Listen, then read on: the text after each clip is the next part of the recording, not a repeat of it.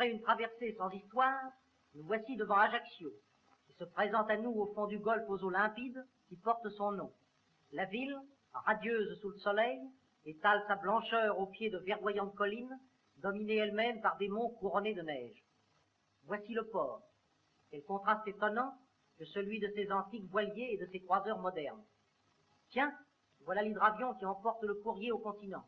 Vraiment, ce pays n'est pas aussi arriéré que certains le prétendent. Dans 2 heures, le pilote pourra prendre l'apéritif sur la Canebière.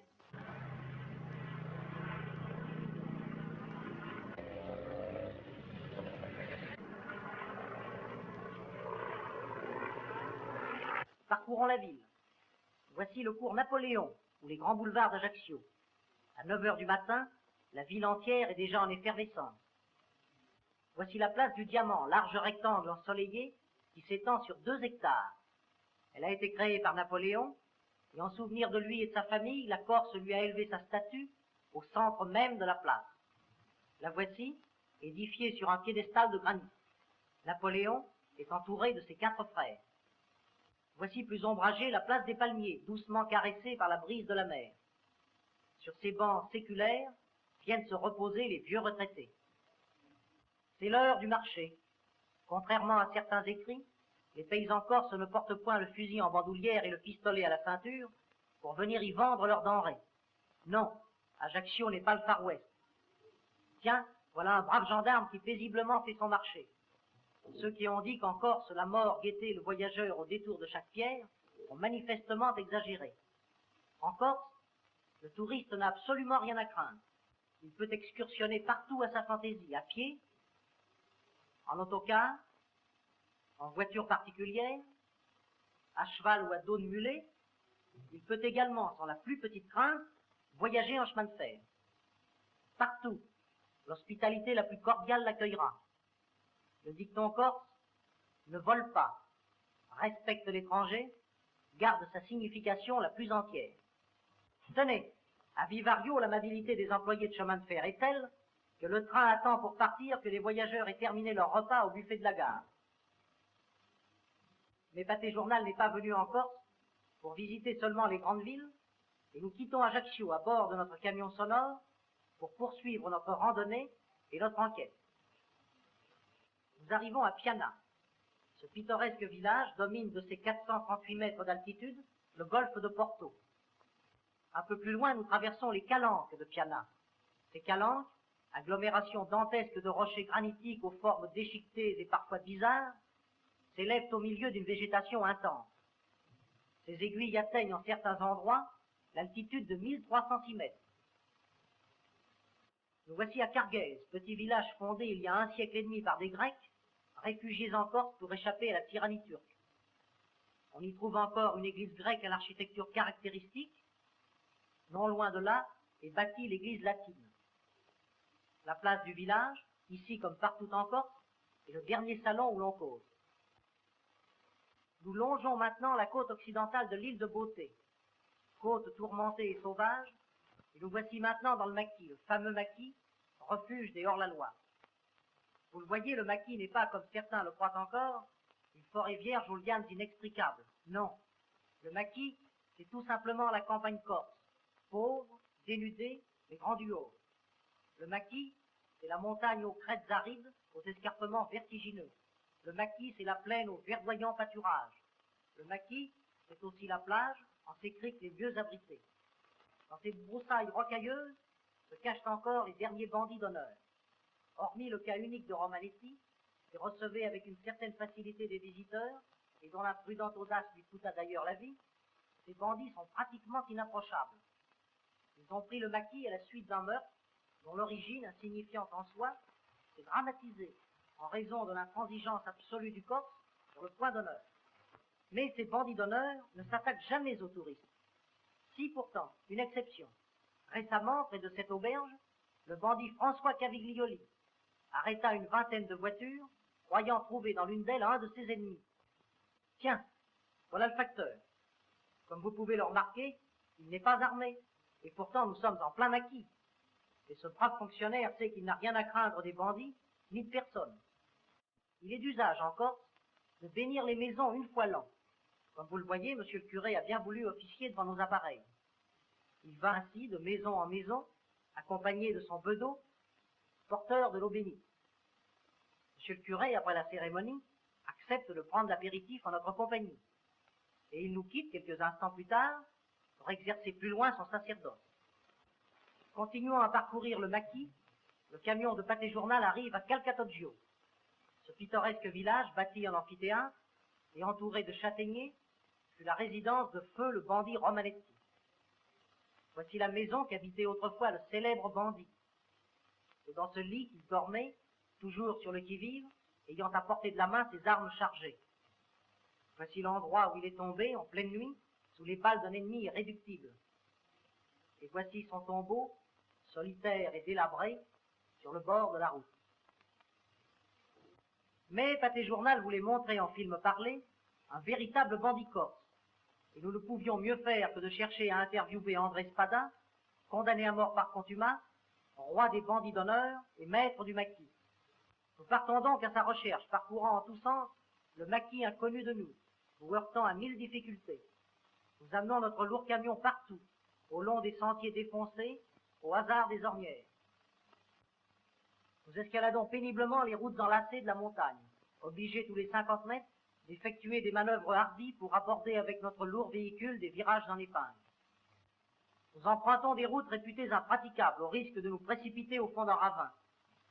En vain, nous explorons le maquis en son cœur même, rocher après rocher.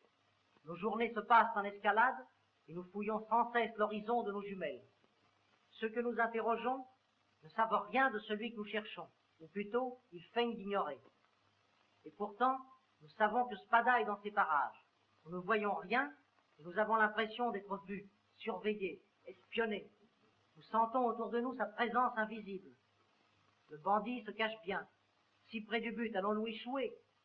Après 3 semaines d'exploration, nous ne sommes pas plus avancés qu'au premier jour. C'est alors que notre collègue Christian Hubert propose une dernière tentative. Prétendant qu'une femme seule a plus de chance que plusieurs hommes, elle part en excursionniste dans le maquis, certaine que si elle rencontre un des bandits, elle parviendra à se faire conduire auprès de leur chef. Notre collègue ayant triomphé de 1000 difficultés, amenait enfin le célèbre bandit devant nos appareils.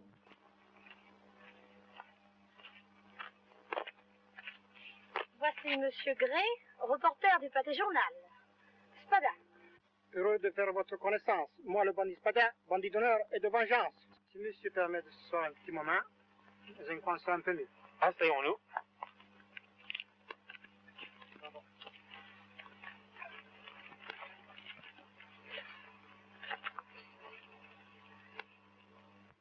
Par suite de quelles circonstances avez-vous pris le maquis pour la première fois? Donc, je vous l'expliquerai. J'étais allé au Pignan. Et là-bas, le village où je suis été élevé, pour mieux dire, où je travaillais, où j'habitais avec mes parents, et c'est venu une pile de foin. Une pile de foin? Une pile de foin, oui. Et en conséquence, les patrons, je ne sais pas si ce sont eux qui ont dit, celui au sable qui sait, enfin, le 4 octobre, ils sont venus en 1922, les gendarmes sont venus me trouver sur le travail. Ils m'ont menacé de m'arrêter. Alors, il vous soupçonnait? Ce n'était pas qu'ils me soupçonnaient, c'était plutôt pour me faire parler. Ils croyant que je savais qui c'était qui l'avait brûlé. Donc là, on a eu une discussion avec le gendarme Caillou, le gendarme pas. On s'est quitté à la malle. On s'est fâché, quoi. Oui, oui. Donc ces derniers-là, ils m'ont dit, vous savez qu'est-ce que vous restez à faire, parce que ça vous coûtera cher si vous ne faites pas la presse secrète. Je dis, allez faire votre service, si vous voulez que je vous suis, je vous suis. Alors, en dernier mot, ils m'ont dit, eh bien, on verra ça dans la semaine prochaine. Le soir arrive, je ne savais pas qu'est-ce qui s'était passé dans le village, on était dans une auberge. Je vois arriver mon ami Antoine Dominique et Sante Stefani. 5 minutes après, j'arrive le 2 gendarmes. Carabine à main, dit haut les mains. De là, tout le monde était là, ils étaient moitié pris de l'alcool, dans l'influence de l'alcool, et nous étions là, qui a sorti les mains en l'air, qui n'a pas sorti les mains. Moi, j'ai fait descendre ma main, une dans la poche, l'autre sur les mains en l'air. Quand le gendarme est arrivé près de moi, le gendarme parlant, voulait me fouiller, je dis, je n'ai rien. Je voulais mettre la main dessus, je l'ai bousculé. Et de là, il m'a laissé tomber. Et il s'est approché de Ruti, il a mis les mains dessus, et dit, vous êtes arrêté, suivez-moi. L'autre, il dit, qu'est-ce qu'il y a? D'un mot à l'autre, je m'approche. On sort de la porte. Je dis, qu'est-ce qu'il y a? Lâchez cet homme. On arrange les affaires. Qu'est-ce qu'il y a? Je ne savais pas le coup qui était arrivé en bas. Le gendarme, d'un mot à l'autre, je voulais lui arracher des mains. Lui, il me dit, pas d'explication. Il se retourne vers l'autre, dit feu. Et puis donne deux mains au revolver. Moi, je l'ai fait un, deux. J'ai sorti mon revolver, j'ai dit la première, c'est pour toi. Et vous avez pris le maquis. Ah, sûrement. Et je suis toujours. Voulez-vous nous expliquer ce qu'on entend exactement par bandit d'honneur? On entend tout simplement par bandit d'honneur, ici en Corse, tout type qui est prêtre, qui se garde, n'est-ce pas, hors la loi, qui est prêt à donner secours à n'importe qui ce soit qu'il a besoin sur la route, qui ne s'occupe pas de ses affaires, tout simplement. Du reste, qui ne va pas voler, qui ne va pas tuer pour voler, qui fait ses affaires honnêtement, qui tue pour des affaires d'honneur de famille, pour ses affaires personnelles, s'il est provoqué à bout, s'il se défend avec la justice, n'importe quoi. Voilà, tout simplement. C'est que c'est un bandit d'honneur. Tout juste. Et évidemment, vous êtes obligé d'avoir toujours cet arsenal. Maintenant, c'est comme que j'aille me boire un café, quoi. C'est la même chose. Je porte ça d'habitude. C'est déjà la 9e année que je l'ai sur moi. Vous avez déjà un Amerlès, là? Voilà, celle-là, je la porte de préférence tout le temps dans mes mains. Et je peux vous dire, monsieur Gray, que c'est le premier que vous prenez mon fusil dans les mains. Ouais. Même, de temps en temps, quelquefois, je porte, plus souvent que mon tour aussi, cette carabine, pour me défendre deux fois, si j'ai attaqué de loin, tout simplement. Je voudrais pas en avoir besoin, mais, pour ma défense, simplement.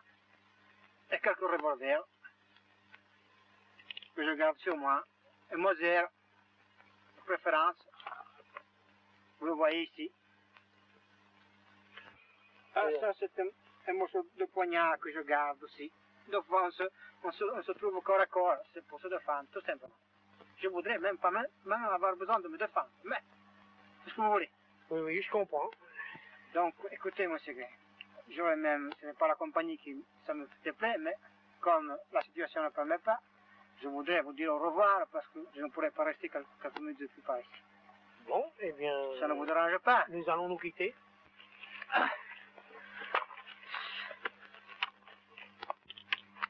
Alors, adieu, Spada. Alors, adieu, monsieur Gray.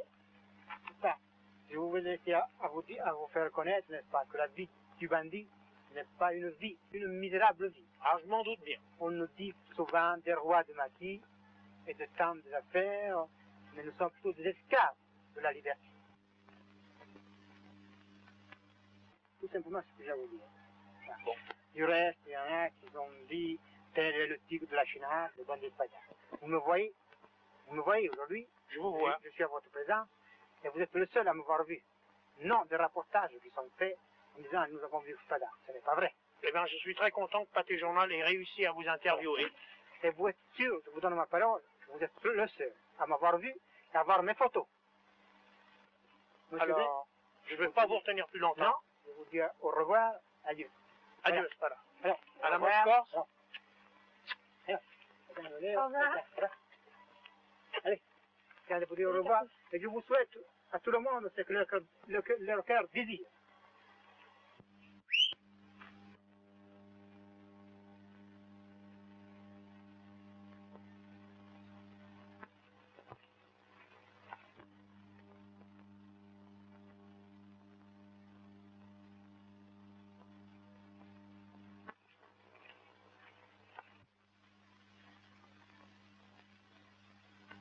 Après avoir quitté Spada, nous regagnons Calcatoggio, très fiers d'emporter, fixés sur notre pellicule, les traits et les paroles du fameux bandit. Paroles qui, malgré leur pittoresque naïveté, ne doivent pas nous faire oublier les crimes commis par Spada au nom de ce qu'il appelle l'honneur et la vengeance.